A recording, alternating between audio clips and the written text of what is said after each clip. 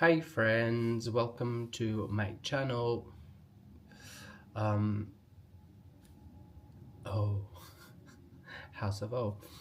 I thought it wouldn't be fair to start a vlog about my journey in burlesque without um, talking about how it all started for me. So I'm making this video, and I'm gonna talk about how it started for me.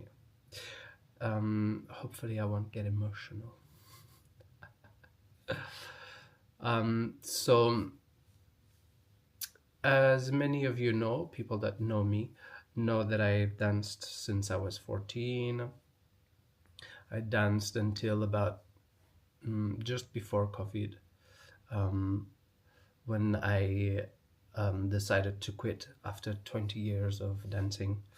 Um, yeah, it was, well, not a hard decision, but because I've always it had been a while since I wanted to stop dancing anyway.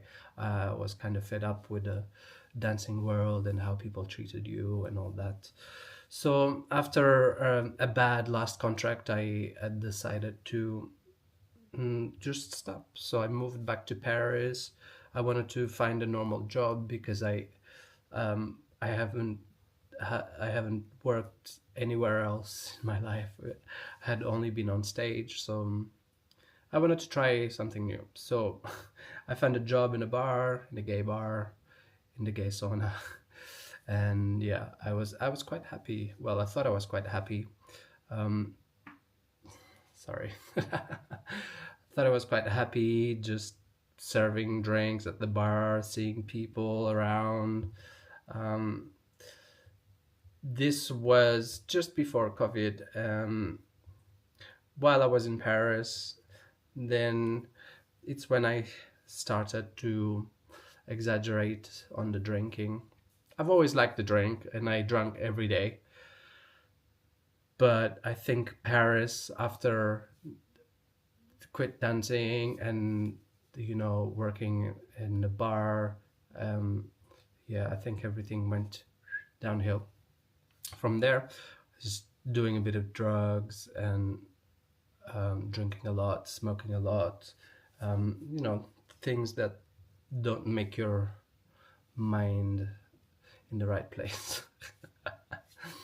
um, so yeah, after being in Paris for a year, I found a job that took me to Switzerland around, well, I don't live in Switzerland, I live in France, but very close to the border.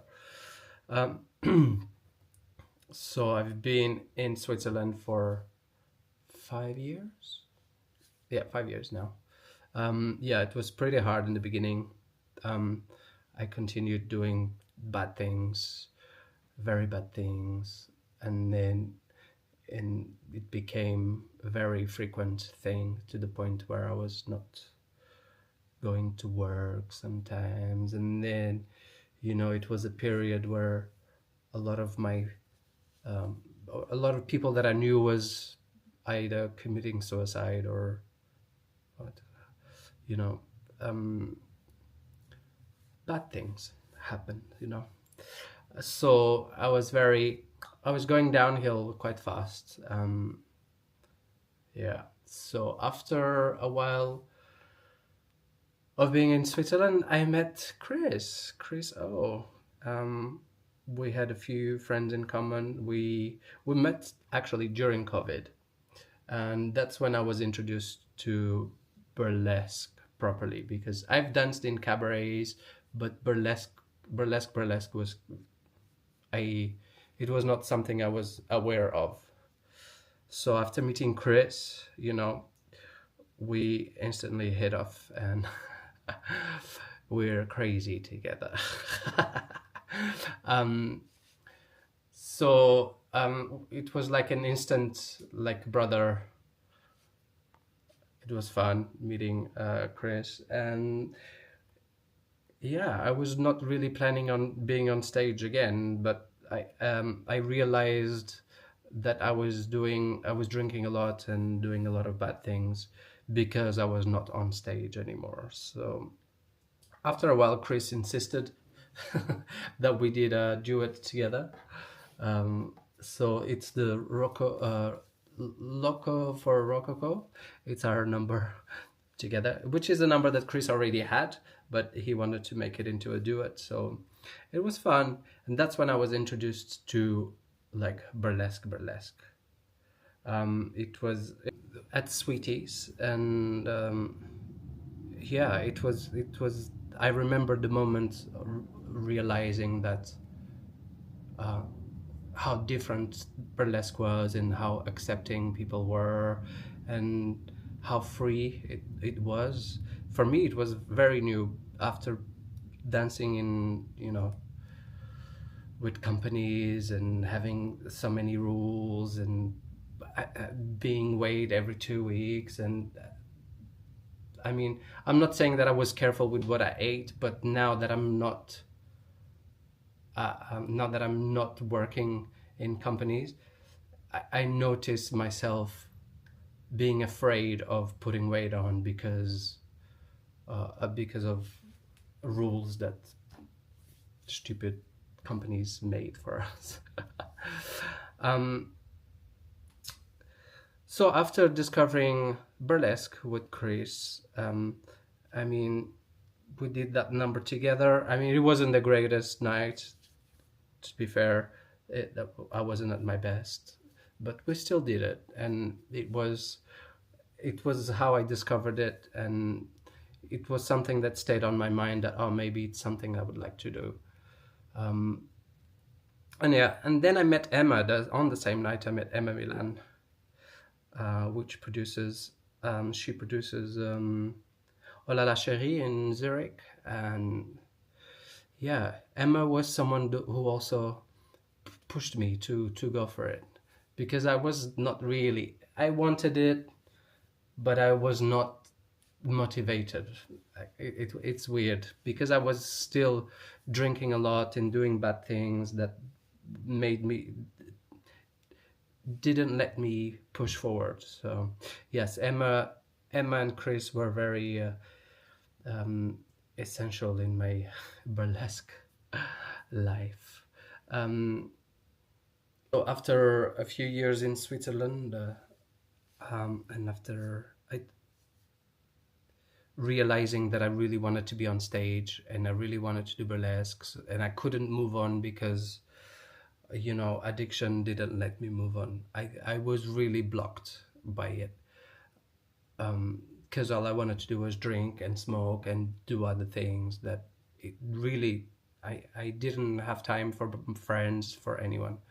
And Emma and Chris really really pushed me into doing, trying going for it. So yeah, I remember Emma calling me because someone didn't one of the performers couldn't make it. It was during COVID, I think. So one of the performers couldn't make it to her flight because of COVID. Her flight was cancelled, something like this. So I went to Chris and I was like, can I borrow your Pink Panther costume? And so Chris lent me his costume, and I got there. I was like, okay, I'm gonna improvise something, and that's how Pink Panther started. Well, for me, because the number already existed for Chris. It was his costume, his music that he edited himself. It was he had a duet on Point Shoes with the girl, and yeah, it was a cute number, but now it's mine. And that's how Pink Panther started. Chris was like, "Oh, just use my music." I was like, "Okay, I'm gonna improvise to your music." And yeah, and now the number has changed a lot since the first day, obviously, and I added. It was not really a burlesque number because I added the zips after the bra things, so yeah, it's a brand new number now. But the number that I'm taking to Beehoff, Beehoff Burlesque Hall of Fame in Las Vegas. I'm very excited about it. I tried to apply last year.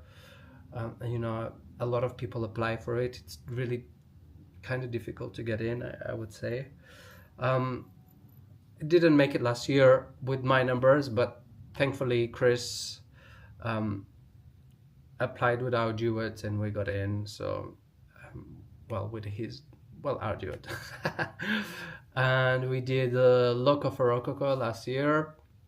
This year decided to apply again, and got in with my Stardust number, which is my baby number, which is the number that I created from my recovery, from my dark place. Really, it really was that number that got me out of that incentivate me to continue, because it was the first number that was my own idea. It was out of that dark place that I was. It was in the beginning it was not called Stardust, it was called The Hat on Legs.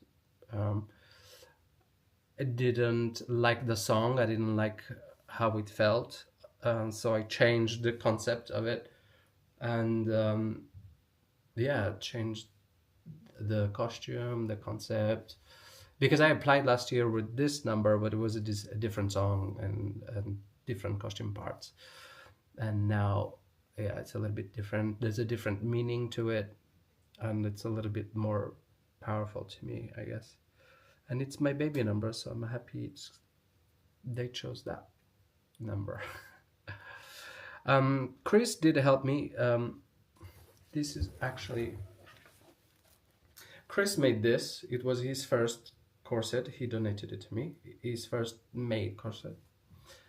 I rhinestoned it.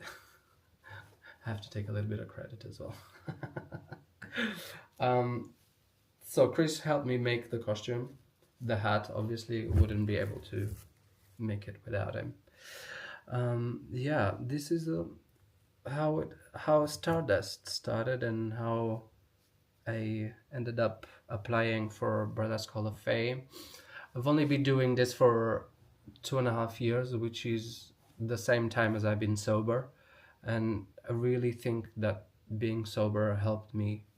I don't think I would be able to have done anything, and yeah, without the help of Chris and Emma and a lot of people in Burlesque, and a lot of other people that don't even know that helped me, just by being there, by being themselves, by showing me their numbers. It really helped a lot. Yeah. So this is my story. This is how I started Burlesque. Just wanted to share a little bit of it with you. I'm probably forgetting a lot of things because, you know, my brain is like ping-ponging everywhere. I didn't want to start a vlog about going to Beehoff without letting you guys into how I started it, because it did come from a dark place. It did help me come out of a dark place. So in a way, it's like therapy to me. So yeah.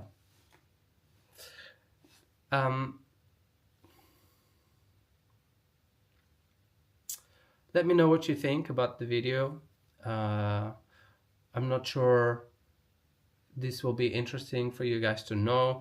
If you have any questions, you can comment and I'll hopefully share more about it with you guys. So I'm hoping this video will help other people. If you're struggling, I don't know, with addiction like I did, you know, maybe Burlesque could help. Or even struggling with other things. And if you need to talk, send me a message. I hope you enjoyed this video. Like and share, I don't know why I did this. It's really boring. Bye.